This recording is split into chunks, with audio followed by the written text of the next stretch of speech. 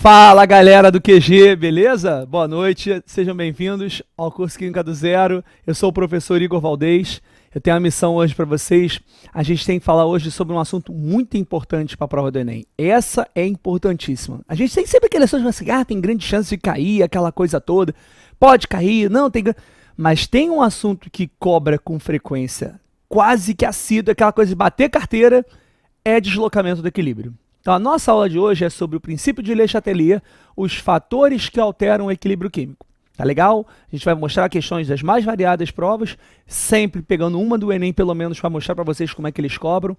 É um assunto de extrema importância, é um assunto fácil, a gente só tem que estar atento às interpretações de cada enunciado.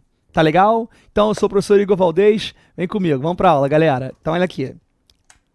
O tema da aula, como eu disse, é o deslocamento do equilíbrio.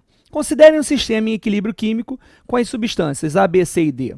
Aí ele diz assim, ó, as velocidades da reação direta e da inversa são iguais. O que seria isso? É como se eu dissesse o seguinte, ó, eu tenho, vou pegar aqui a caneta, eu tenho a velocidade no sentido normal, no sentido natural, que é o da esquerda para a direita, eu vou chamar de velocidade da reação direta, VD. O contrário já seria a velocidade para a reação inversa. Então, é o seguinte, quando a velocidade da reação direta se igualar à velocidade da reação inversa, eu tenho o chamado equilíbrio químico. O equilíbrio só pode ocorrer... o equilíbrio só pode ser obtido nas reações que ocorrem em sistema fechado, ou seja, não ocorre troca de matéria. Se por algum motivo houver modificação em uma das velocidades, teremos mudança nas concentrações. Ou seja, se eu começar a ter uma diferença de tamanho de um lado para o outro, é óbvio que essa reação vai tender para um lado em detrimento do outro. Essa modificação em uma das velocidades ocasiona o que denominamos deslocamento do equilíbrio químico. É o tema da aula de hoje. Então é o seguinte, olha, você tem uma reação, ela está em equilíbrio. Acontece alguma coisa e ela muda esse panorama, ela começa a desequilibrar. Então, a gente vai tratar como voltar ao que eu tinha anteriormente, ao que ele volte ao equilíbrio. Estava desequilibrado, vamos voltar. É essa a ideia, beleza? Combinado? Então, vem para cá de novo, ó. O princípio é o princípio de Le Chatelier. O que Le Chatelier fala? De uma forma bem rebuscada. Quando se provoca uma perturbação sobre o sistema em equilíbrio, ele tende a se deslocar no sentido de fuga, frente à ação aplicada. Tende a anular a ação aplicada, tentando se ajustar a uma nova situação de equilíbrio. Foi o que eu acabei de falar. Você está em equilíbrio aqui, bonitinho. Aconteceu alguma coisa, esse equilíbrio saiu de ordem, a ideia é retomar. Porque se ficar mais afastado, a tendência é ficar cada vez mais longe um do outro. Se eu quero voltar à posição original, eu preciso dar um controle do tipo, adiciona mais, retira, da onde? Para que no final eles possam voltar a ficar no mesmo patamar. Beleza? Então olha aqui, ó. Quais são os fatores que alteram? Importantíssimo. Concentração, pressão, temperatura. Ficou claro? Os fatores que alteram o equilíbrio químico são concentração, pressão e temperatura. E aí eu já abro uma discussão, que é uma coisa muito comum o pessoal perguntar. Igor, mas e esse carinha aqui, ó? O catalisador. Pô, eu escutei que o catalisador altera. Aí eu vou devolver para vocês. A gente está na aula de quê? Não é na aula de equilíbrio? Você está certo em falar que o catalisador altera. Só que o catalisador altera o quê? Ó, repete comigo. Fala mais alto, fala mais alto. Perfeito, altera a velocidade da reação. Ele torna essa reação mais rápida. Mas não quer dizer que eu estou mudando o equilíbrio químico, a reação continua equilibrada.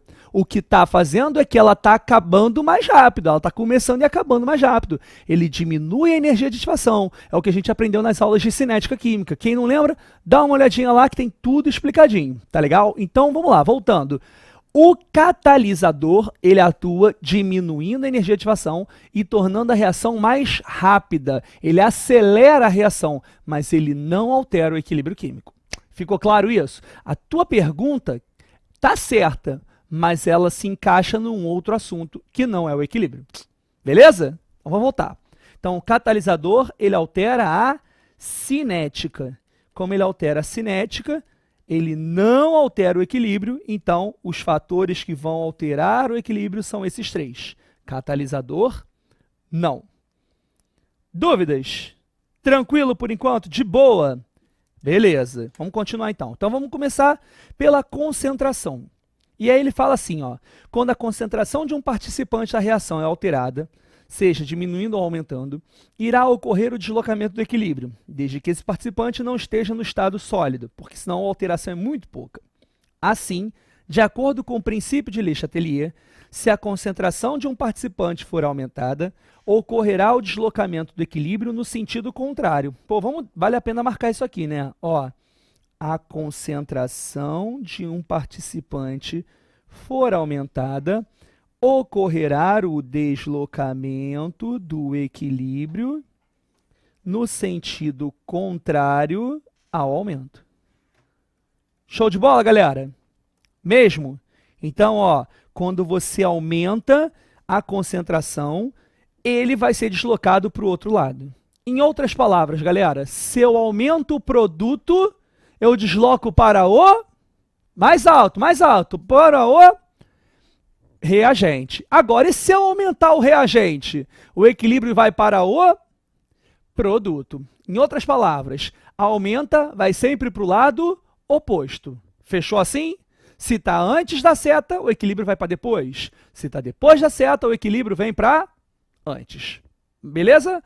Alguma dúvida? Então vamos voltar. Ó. Porém, se a concentração do participante for reduzida, e já vou descartar aqui, ó. Destacar, não descartar, né? Descartar, eu estou jogando fora. Essa informação é importantíssima. Então, eu vou destacar essa informação. Ó. Se a concentração do participante for reduzida, ocorrerá o deslocamento do equilíbrio no sentido da diminuição. Posso fazer uma analogia bem simples? Sabe aquelas balanças de feira, por exemplo? Quando você pega o equilíbrio, é como se eu estou supondo que ela está na mesma posição. Agora, vamos pensar da seguinte forma. Se eu coloco alguma coisa de mais peso, aumentando a concentração, essa balança continua em equilíbrio? Não, né? Ela vai descer onde eu coloquei mais peso. Então, ela vai ficar mais ou menos assim. Ó. Vamos supor que eu tenha colocado nessa minha mão aqui, minha mão direita. Então, ela vai fazer esse movimento. Correto? Se eu quero voltar ao equilíbrio, eu preciso adicionar material aonde agora? Nesse braço que está mais embaixo ou no braço que está mais em cima? Exatamente, perfeito, no de cima. Se eu jogar no de baixo, ele vai ficar mais longe um do outro ainda. Então, se meu objetivo é voltar, joga peso no outro, que é o lado oposto.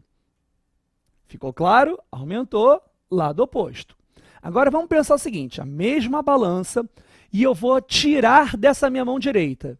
Quando eu tiro, ele fica mais leve ou mais pesado? Não, mais alto, mais alto. Isso, mais leve. Se ele fica mais leve, ele não vai subir? Ao subir, ele faz esse movimento.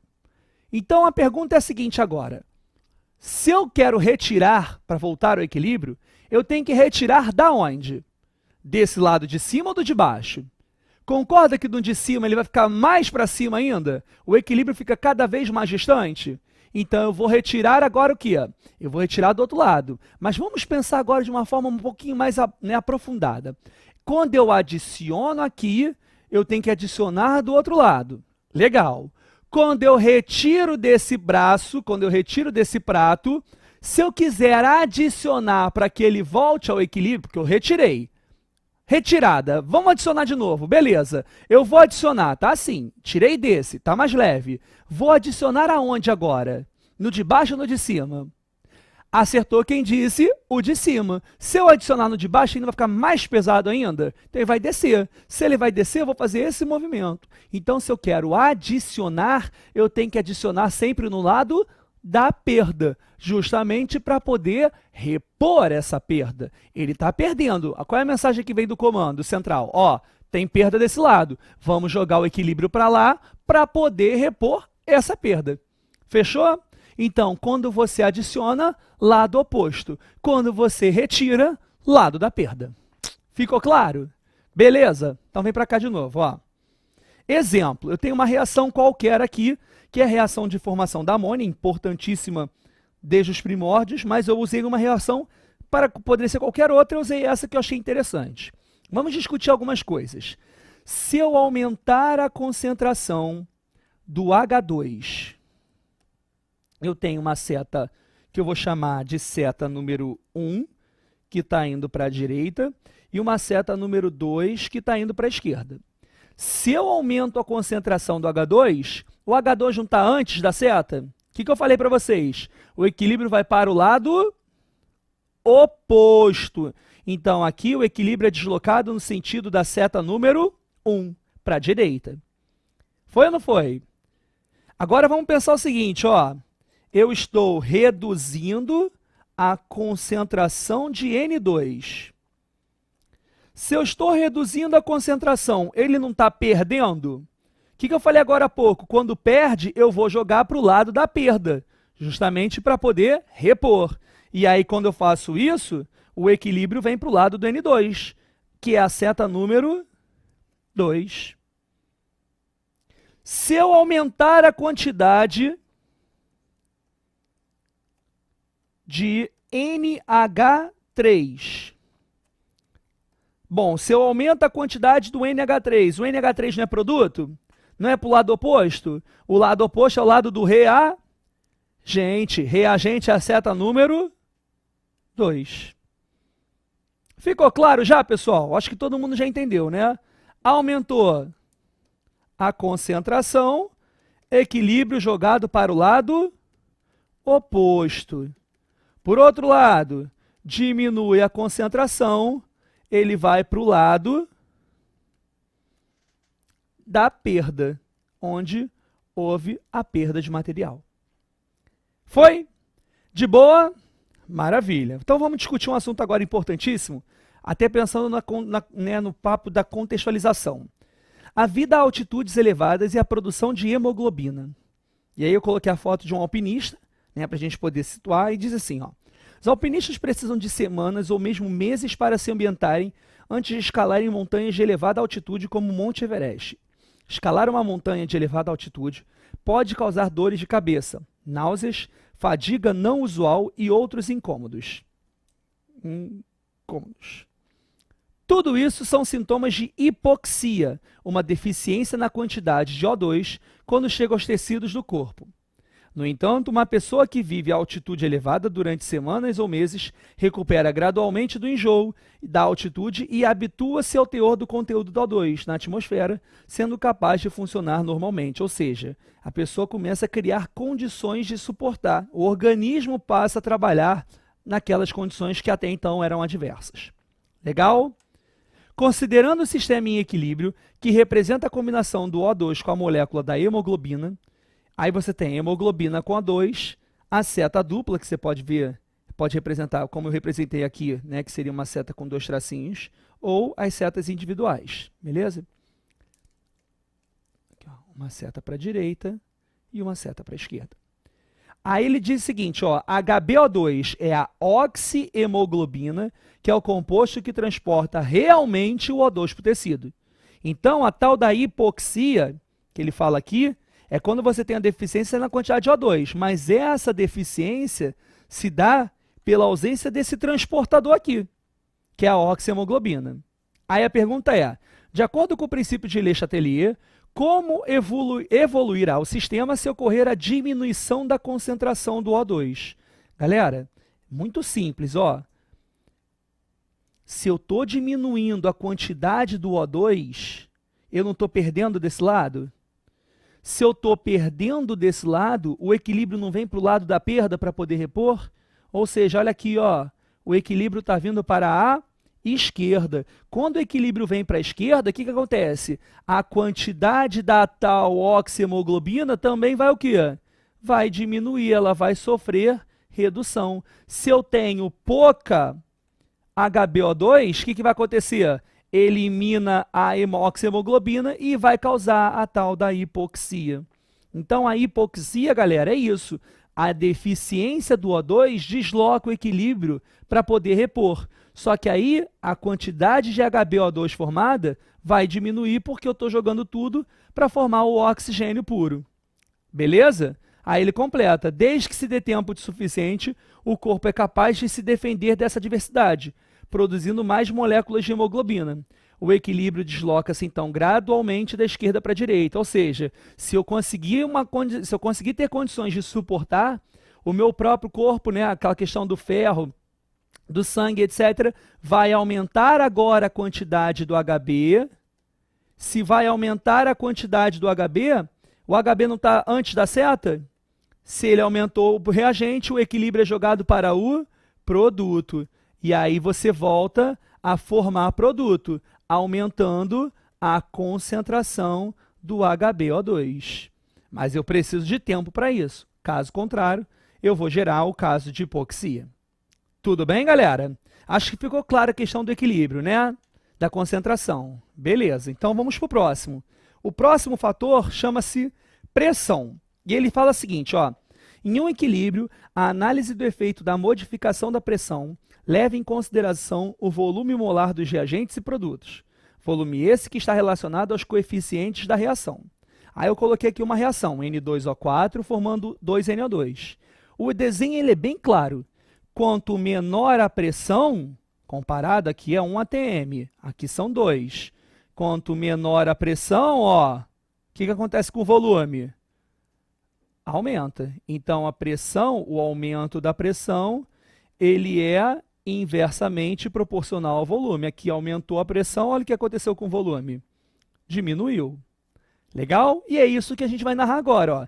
Em geral, o aumento da pressão, que diminui o volume, favorece a reação em que há uma diminuição no número total de moles de gases.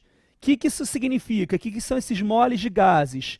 Quando a gente fala o coeficiente estequiométrico, se eu analisar essa molécula aqui do N2O4, eu tenho 1 mol dele. 1 mol de um gás ele é proporcional ao volume. Lembra quando a gente estuda as leis ponderais? Falava lá. Tem a lei de Charles Gay-Lussac que fala sobre isso. Gay-Lussac tratava muito essa questão.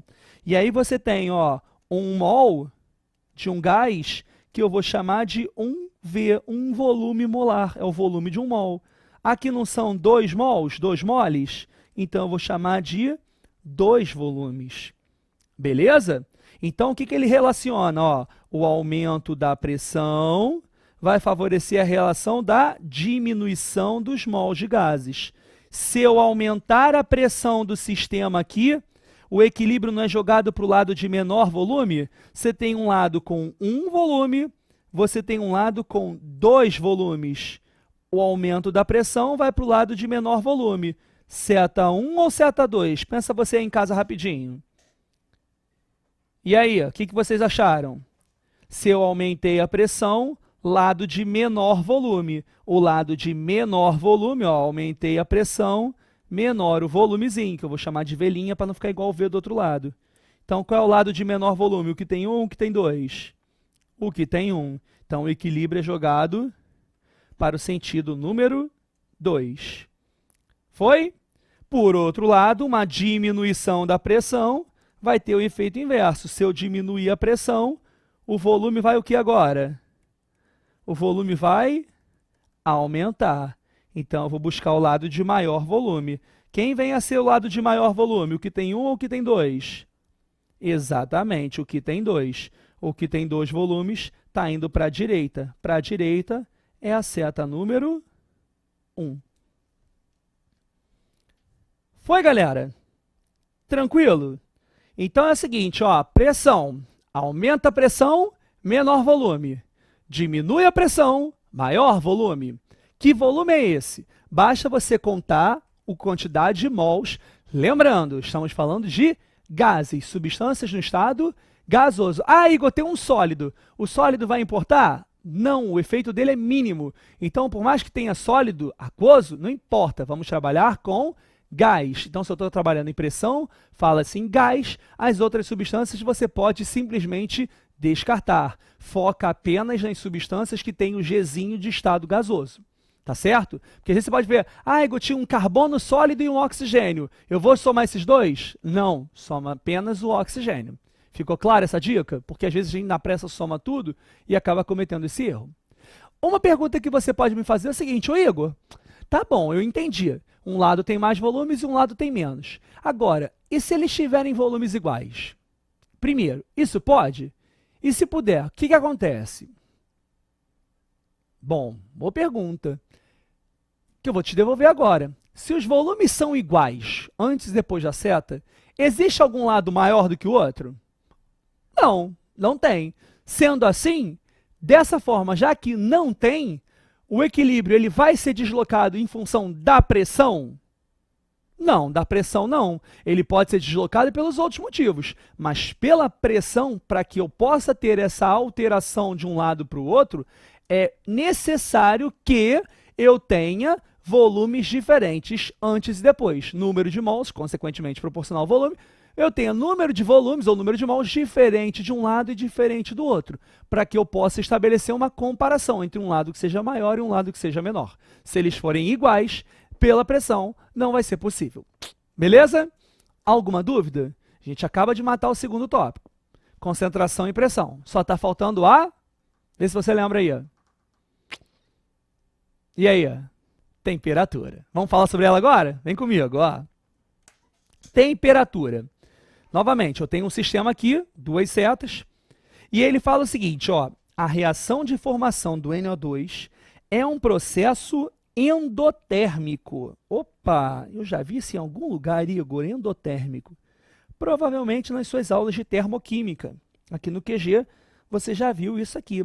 Endotérmico, só lembrando, é quando o ΔH é positivo, essa reação absorve calor. Beleza? Então, esse ΔH é positivo. Aí, quando ele fala a reação inversa, é um processo exotérmico. Exotérmico, vou gravar aqui, né? Vamos marcar. Ó. Se o endotérmico, o ΔH é positivo, no exotérmico, o ΔH vai ser o quê? Negativo. E agora, ao invés de absorver, ele vai fazer o quê? Ele libera o calor. Legal? Lembrando, o sentido natural, ele chamou de sentido endotérmico. Então, vou escrever aqui, ó. Endotérmico. Já o sentido inverso, ele chamou de exotérmico.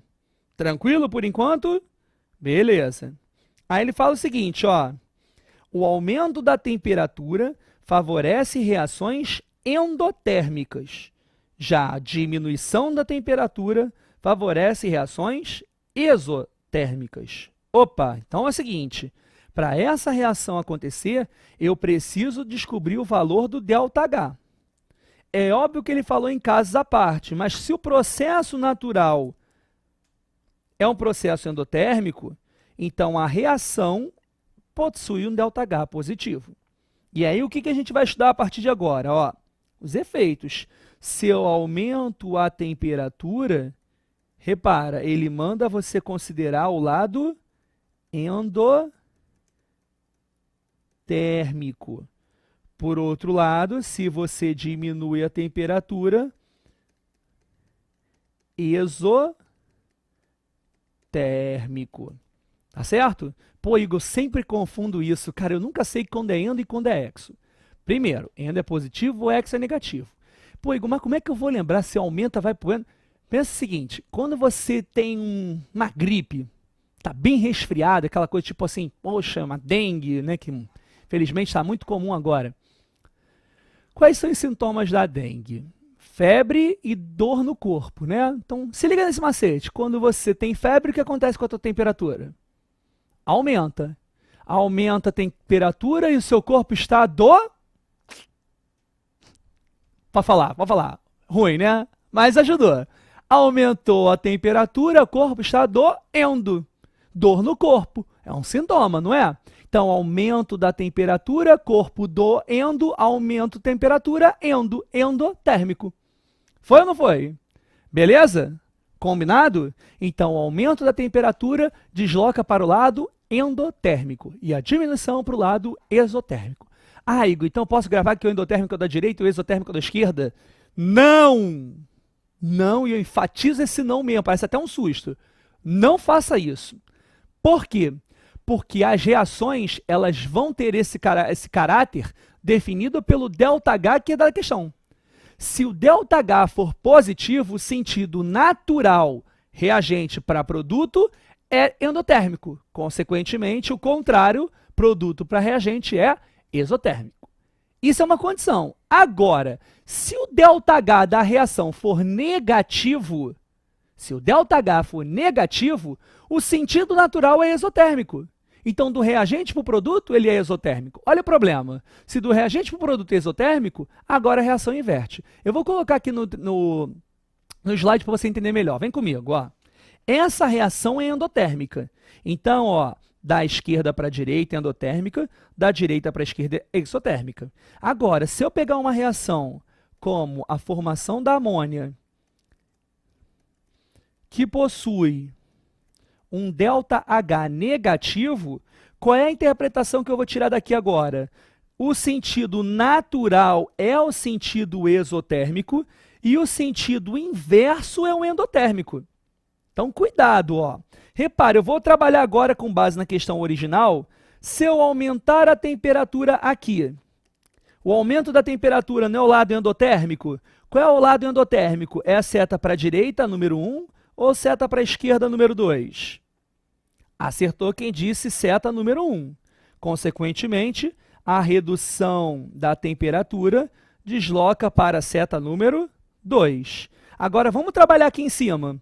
Se eu aumento a temperatura aqui em cima nessa reação, eu não vou para o lado endotérmico? Só que o lado endotérmico agora é a seta número 1 ou a seta número 2? Exatamente. Endotérmico agora é a seta número 2.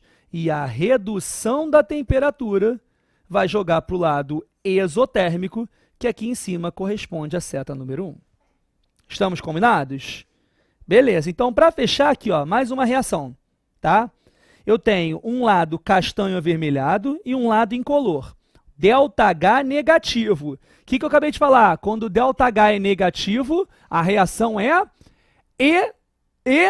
exotérmica. Então, o sentido natural dela é exotérmico. Consequentemente, o inverso vai ser o quê? Endotérmico. Vem para cá de novo, então. Ó. Então, aqui a seta número 1, aqui a seta número 2. Eu vou chamar a setinha número 1 de sentido exotérmico, porque o ΔH é negativo. A seta número 2, o sentido endotérmico. Até aí, tudo bem, galera? Tá todo mundo acompanhando? Beleza. Considerando o balão a 100 graus, significa que a temperatura está aumentando ou está diminuindo? Né? A gente namora no lugar quente, mas não até chegar a 100 graus, felizmente. Então, eu estou aumentando a temperatura. Se eu aumento a temperatura, o que a gente aprendeu na aula de hoje? Eu vou deslocar para o lado endotérmico. E o lado endotérmico nessa reação, ele é representado pela seta número 2. Conclusão, se eu aumento a temperatura, há mudança de cor e o meio passa a ficar o quê? O tal castanho avermelhado. Tudo bem? Agora, um balão a 0 grau, a temperatura é alta ou baixa? A temperatura aqui é baixa. Então, eu tenho uma redução da temperatura. Se eu tenho redução da temperatura, eu vou jogar para o lado exotérmico. E o lado exotérmico aqui, em função do ΔH ser negativo, reação exotérmica, é a seta de número 1. Então, se eu diminuo a temperatura, ela fica incolor. Se eu aumento a temperatura, ela fica castanho. Legal? Dúvidas, pessoal? Então é o seguinte, ó, estudamos os 3 fatores e como cada um altera o equilíbrio químico e o principal, como repor essa perda. Tá certo? No próximo depois do intervalo, o que a gente vai fazer? Vamos focar agora a parte dos exercícios. Tá certo? Alguma dúvida? Não mesmo? De boa? Pressão, concentração, temperatura. E o catalisador? Por quê? Exatamente, galera, parabéns. O catalisador não muda o equilíbrio, ele muda a velocidade. Combinado? A gente se vê daqui a pouco para os exercícios. Aguenta aí, só um minutinho.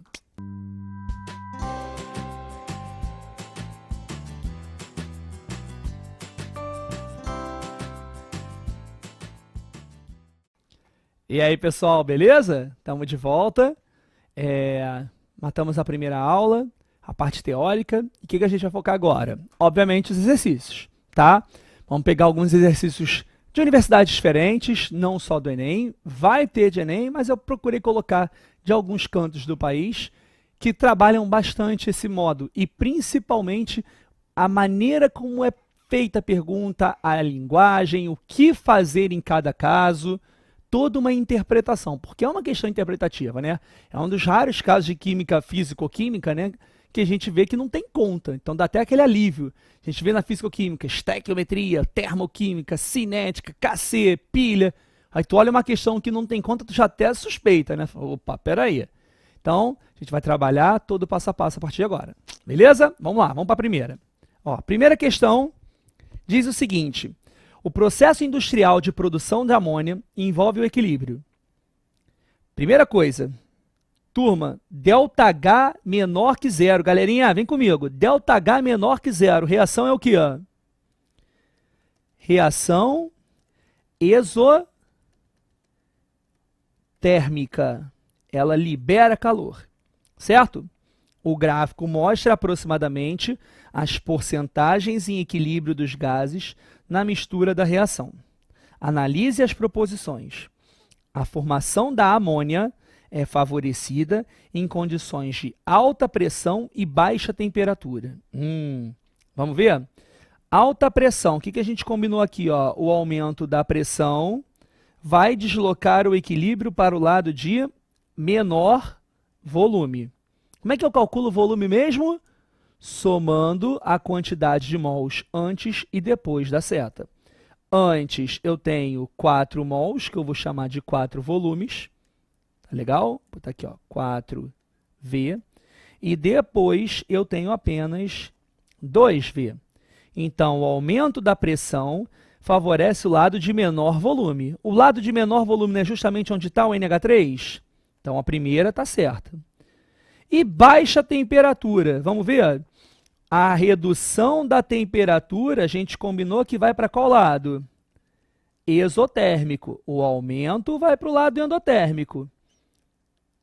A redução vai para o lado exotérmico. Sendo assim, vamos lá? O ΔH não é negativo? O que a gente combinou no slide anterior?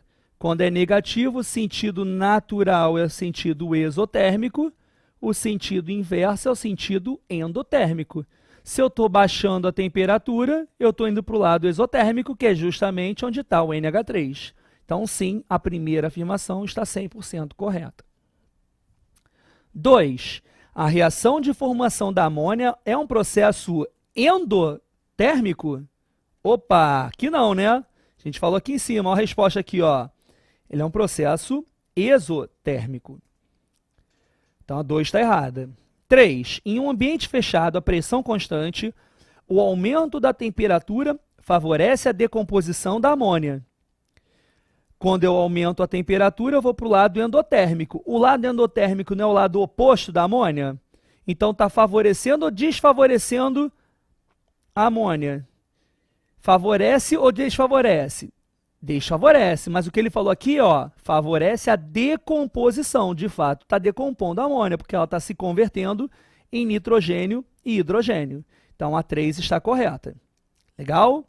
A 3 está correta, porque o equilíbrio vindo para a esquerda agora, eu estou decompondo a amônia para poder formar gás nitrogênio e gás hidrogênio. 4. Um aumento na concentração do gás nitrogênio causará um deslocamento do equilíbrio no sentido dos reagentes.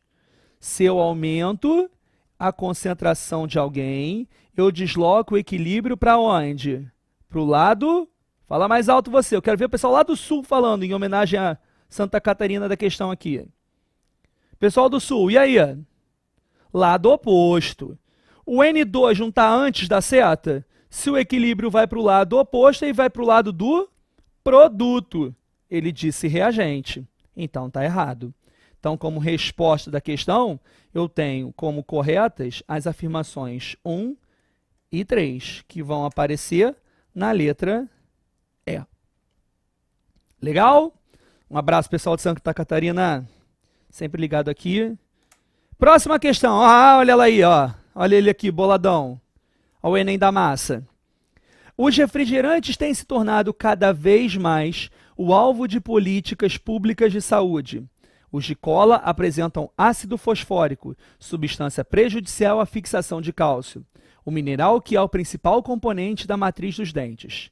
A cárie é um processo dinâmico de desequilíbrio do processo de desmineralização dentária, perda de minerais em razão da acidez. Sabe-se que o principal componente do esmalte do dente é um sal denominado hidroxiapatita. O refrigerante, pela presença da sacarose, faz decrescer o pH do biofilme, placa bacteriana, provocando a desmineralização do esmalte dentário. Os mecanismos de defesa salivar levam de 20 a 30 minutos para normalizar o nível do pH, remineralizando o dente. A equação química seguinte representa esse processo. Considerando que uma pessoa consuma refrigerantes diariamente, poderá ocorrer um processo de desmineralização dentária devido ao aumento da concentração de... Galera, vamos focar o seguinte, ó. Palavra-chave da questão.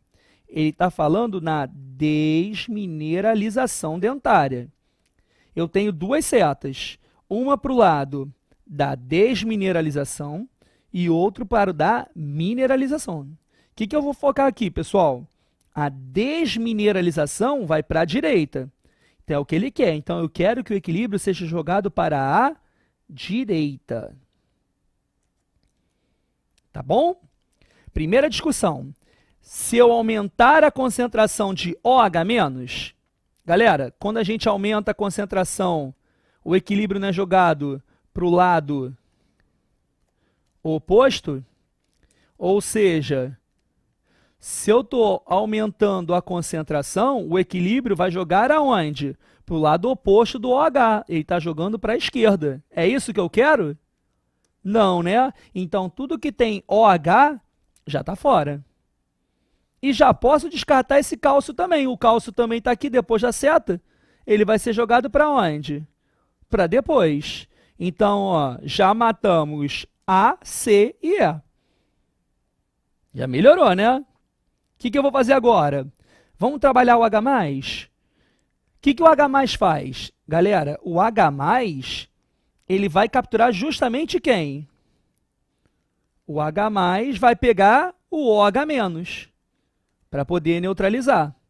Então, o que vai acontecer? Vai acabar formando água, mas ao pegar esse OH da reação, a concentração dele não acaba diminuindo?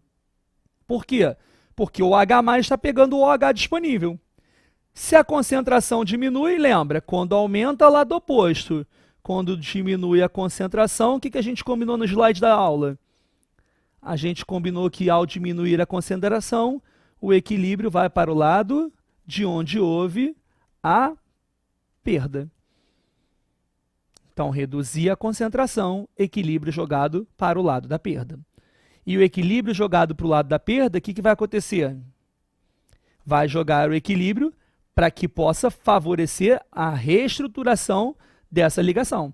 Eu quero o processo de desmineralização, que fique bem claro, não é que é bem ou que é mal, é o que a pergunta fala. Se ele quer o processo de desmineralização, a desmineralização ocorre devido ao aumento de H+. O excesso de H+ pega esse OH- aqui e acaba jogando para o lado para poder repor a perda.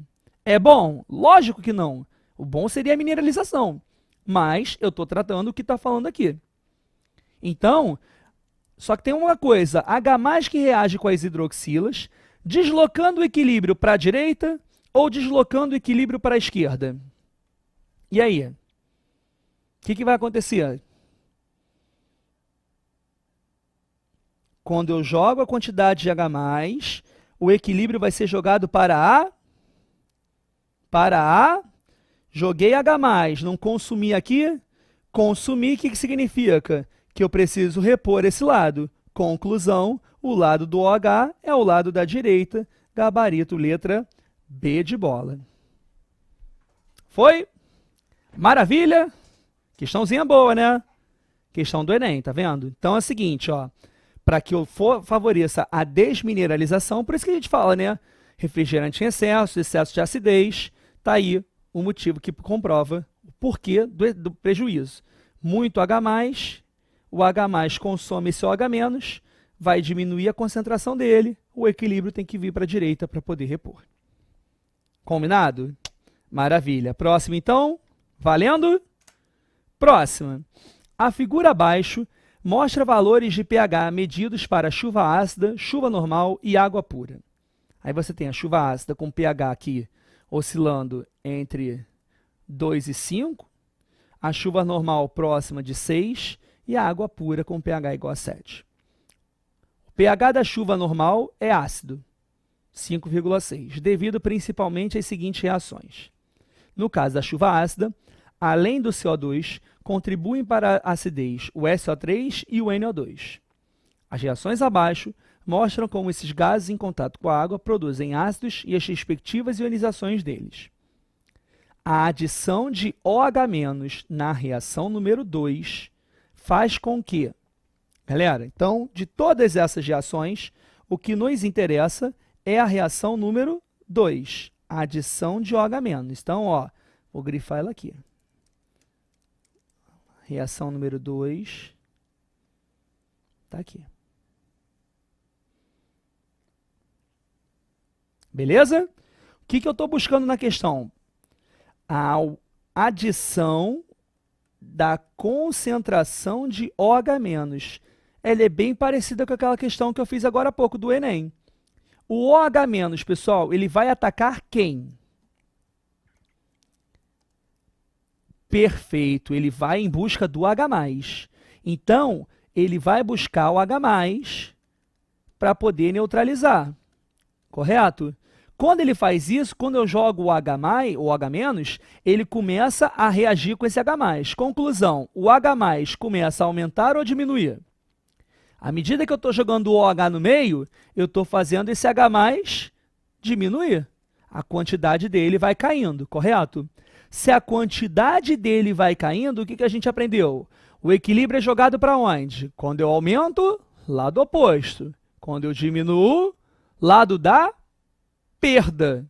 Lado da perda. Então, se eu estou jogando o OH-, ele vai capturar o H+. Quando ele captura o H+, a concentração desse H+ acaba caindo. Qual é a mensagem? Desloca o equilíbrio para o lado dele para poder repor essa perda. Beleza? Então, quando eu jogo o equilíbrio para o lado do H+, o que vai acontecer? A concentração do H2CO3, que era o meu reagente, se o equilíbrio está indo para o outro lado, ele está o quê? Está diminuindo. Então, favorece o lado do H+, e desfavorece o lado do H2CO3. Combinado? Vamos voltar então aqui, ó. Você tem H2CO3, H+, e HCO3-. Com a perda desse H+, o equilíbrio naturalmente vai repor, vai para o lado da perda. Então, a concentração do H2CO3 aumenta ou diminui? Ela vai diminuir. Gabarito da questão, letra D de dado. Boa questão? Um abraço para o pessoal de Rio Grande do Norte, todo o Nordeste ligado aqui no QG. Grande abraço, galera. Próxima questão. Valendo? Foi. O esmalte dos dentes é constituído por hidroxiapatita, substância que estabelece o seguinte equilíbrio químico na mucosa bucal. Mesma reação da prova do Enem, tá vendo? Mas a questão é diferente. Pessoas que ingerem, na ordem, suco de limão, íons cálcio e sacarose em demasia, terão equilíbrio acima deslocado para onde, respectivamente? Galera, vamos por etapas. Suco de limão, ó, suco de limão íons cálcio e sacarose. Pessoal, vamos combinar aqui? Vamos fazer por etapas, devagarinho? O suco de limão, ele é o quê? O que é o suco de limão? Ácido, básico ou neutro? Bom, se tu falar neutro, complica, né? Não, o suco de limão, ele é bem ácido, tá certo? Agora, uma discussão interessante é sacarose. Sacarose é um açúcar. O açúcar, ele vai dissociar a ponto de gerar cátions e ânions?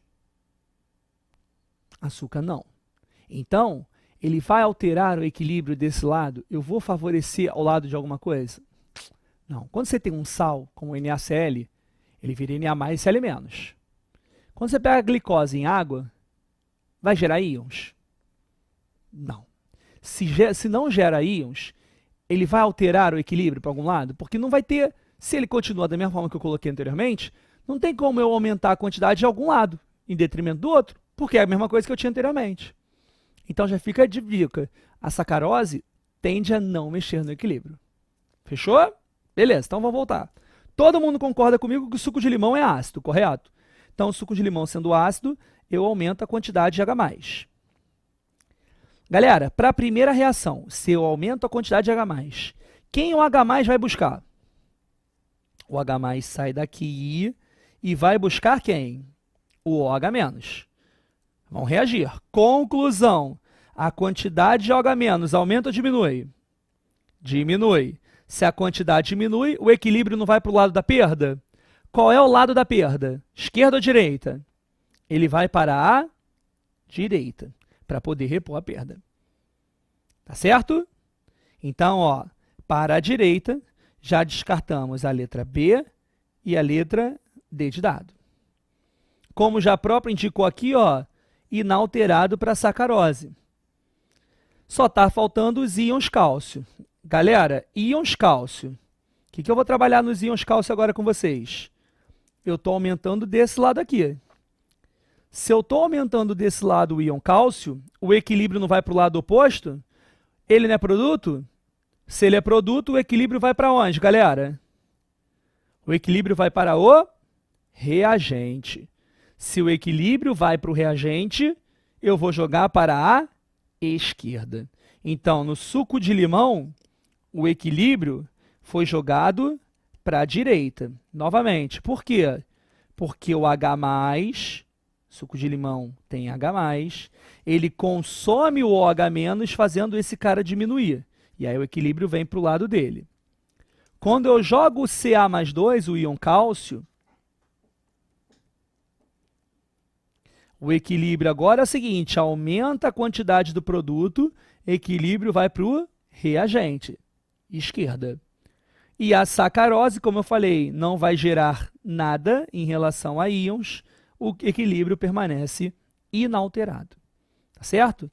Então, a resposta é direita, esquerda e, por último, o inalterado. Gabarito da questão, letra C de casa. Foi? Beleza? Maravilha. Próxima questão, galera. Considere a seguinte reação química em equilíbrio. Primeira coisa, pessoal, vamos tratar logo isso aqui, ó. Esse ΔH, positivo ou negativo? Positivo. Então, a reação é... Ih, tá fraco, hein? Reação é o quê, galera? Vamos lá, vamos lá. Reação endotérmica. Pessoal, uma reação endotérmica absorve ou libera calor? Absorve calor. Então, puxa para ela. ΔH positivo. Foi? Se a reação é positiva, o que a gente combinou na aula de hoje? O sentido natural, reagente para produto, endotérmico. Já o sentido inverso, produto para reagente, exotérmico. Legal? Então, vem para cá, ó. Então, o sentido natural, esquerda para direita, ele é o endotérmico. E o sentido inverso, da direita para a esquerda, ele vai ser exotérmico. Beleza? Esta equação representa a reação química na qual se baseiam alguns objetos decorativos que indicam alteração no tempo, principalmente com relação a mudanças na umidade relativa do ar. A superfície do objeto é revestida com sais à base de cloreto de cobalto 2 e que apresenta coloração azul. Com relação a esse equilíbrio, assinale a alternativa correta. Galera, é muito comum ter o chamado galinho do tempo. Já ouviram falar desse galinho do tempo? Sim. Então, o galinho do tempo é isso.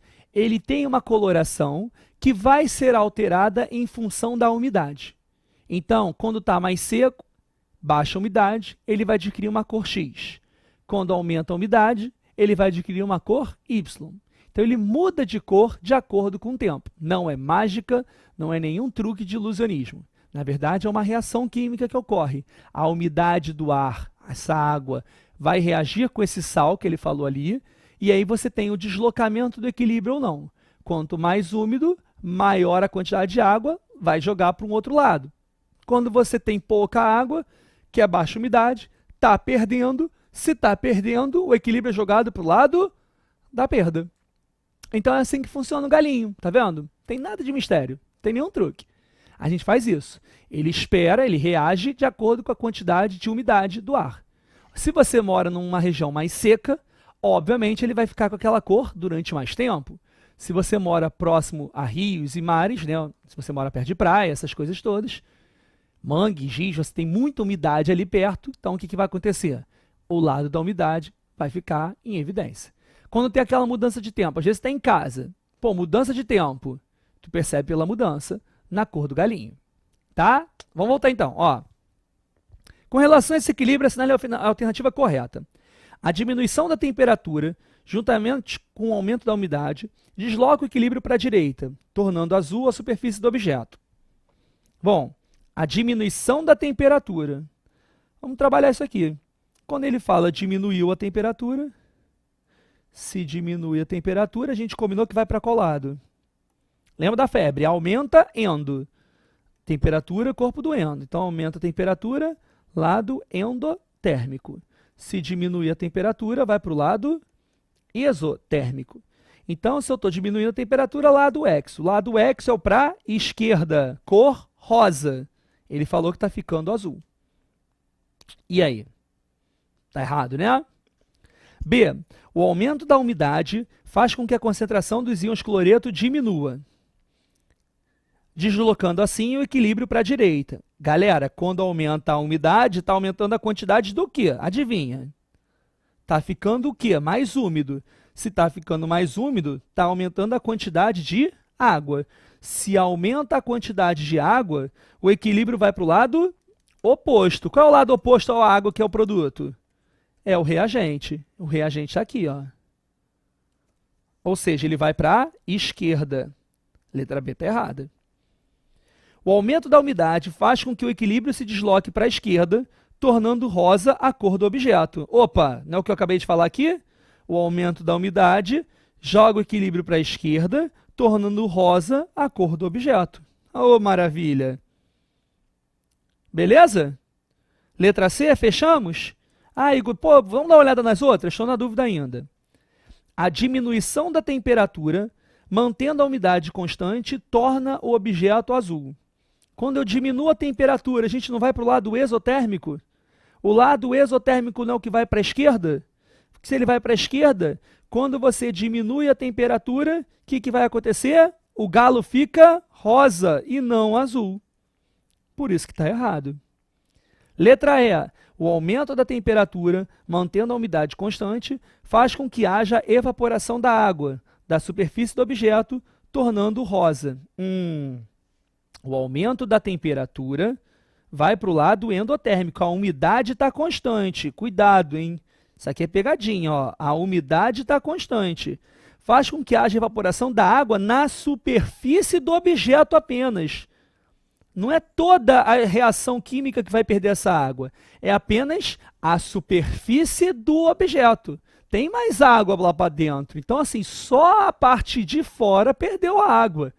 Mas eu aumentando a temperatura, eu vou para o lado endotérmico. Essa água, mesmo aumentando, ela vai fazer essa temperatura, perdão, mesmo ela aumentando, vai fazer essa água evaporar? Lógico que não, né? Então ela não vai fazer esse efeito de perda de água e aí reduzir para o lado oposto. Não, não, não. Vai acontecer o quê? Ah, eu perdi, se eu perdi eu vou para esse lado, mas lembre-se o seguinte, aumento da temperatura, lado endotérmico. Legal? Vamos voltar para cá, ó. Ele fala assim, o aumento da temperatura mantendo a umidade constante. Faz com que haja evaporação da água na superfície. Ok, vai perder água? Pouco. Tá bom. Se perde a água, o equilíbrio não vem para esse lado? Se eu quiser analisar assim, ainda assim, mesmo que não seja o mais, né, o certo a se fazer, vamos supor que haja redução considerável de água, que não há. Mesmo assim, o equilíbrio não viria para a direita, galera? Temperatura endotérmica aumentando para a direita, redução da água para a direita. Tudo vai para a direita, só que para a direita qual é a cor? Azul. E ele disse que está ficando o quê? Rosa. Está ficando rosa, pessoal? Não, né? Então, está confirmado para a gente que o gabarito da questão aparece na letra C de casa. Legal? Boa questão essa, né, pessoal? Gostaram? Maravilha. Próxima. A seguir são apresentados 5 equilíbrios químicos. Assinale aquele que não sofre deslocamento com o aumento da pressão. Pô, turma, e aí? O que a gente combinou? Assinale aquele que não sofre deslocamento com o aumento da pressão. Não sofre. A gente falou o quê? Vamos lembrar, ó. O aumento da pressão desloca o equilíbrio para o lado de menor volume. Já a redução da pressão desloca o equilíbrio no sentido de maior volume. O que eu estou buscando na questão é que não sofre deslocamento. Cara, se não sofre deslocamento, o que eu tenho que analisar aqui? A minha análise é o seguinte, poxa, eu vou tratar da seguinte forma, esses valores não podem ser diferentes. Então, para que não haja deslocamento com o aumento da pressão, porque se eu aumentar a pressão, o natural é deslocar para o lado de menor volume, correto? Se eu não quero, qual é a única condição que pode ter para satisfazer essa nossa questão? É a pressão ser igual ao volume. E o que isso significa? Que o volume dos reagentes tem que ser o que em relação ao volume dos produtos? Mais alto, galera. Iguais. O volume dos reagentes tem que ser igual ao volume do produto. Então, vamos lá. Letra A. Quantos mols eu tenho no início? 2. 2 volumes. Quantos mols eu tenho no final? 1 aqui, 2. Opa! Já são iguais. Se os volumes são iguais, a pressão vai alterar? Não vai alterar. Era essa a condição que eu precisava. Letra A está certa. Vamos discutir as outras rapidinho? Letra B, por que letra B não pode?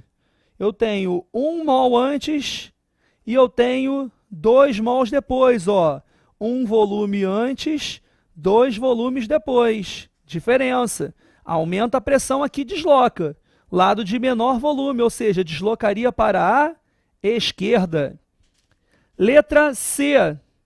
Novamente, ó, 1, 1 e 1. Um lado com 1 volume, o outro lado com 2 volumes, equilíbrio para a esquerda.